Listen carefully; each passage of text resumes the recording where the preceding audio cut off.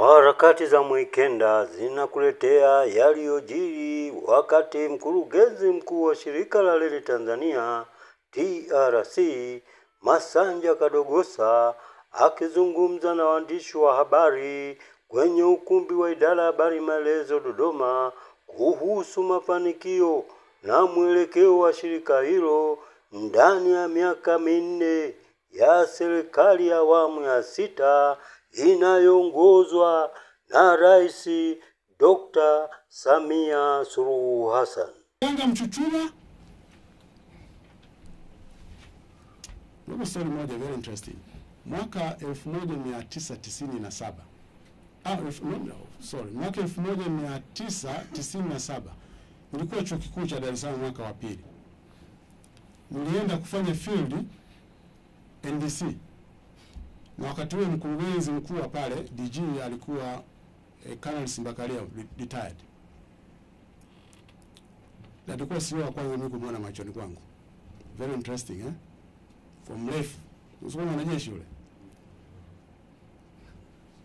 Na mimi nitamani kuwa kama yeye. Lakini ninachotaka kusema nini?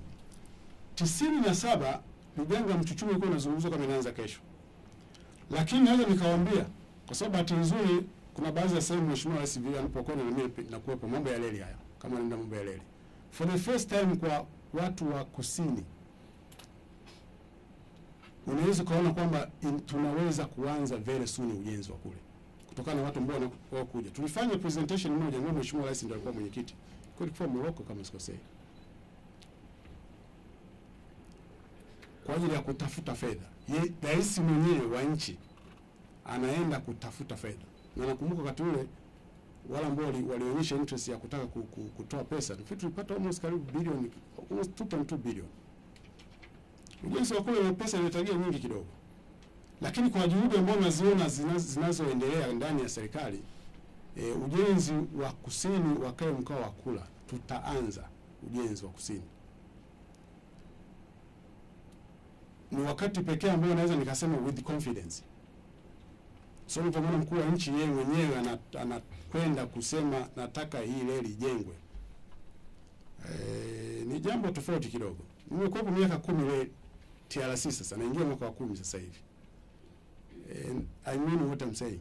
Kwamba for the first time naona ile nguvu ya serikali ya uhakika kwamba tunataka tuanze ujenzi wa kusini. Sasa kuna procedure nyingi zinaendelea ndani ya serikali, lakini kitu ambacho naweza nikawaambia tu ni kwamba tuko kwenye hatua nzuri sana ya kuanza ujenzi ule. Na ujenzi utafanywa na private sector kwa sababu moja tu nzuri. Madini Liganga Mchuchuma hapo pale. Kuna Liganga na Mchuchuma.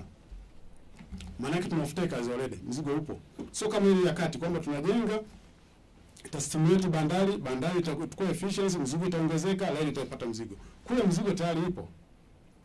Na ni reli ile ya kusini bado kwa watu wa kusini.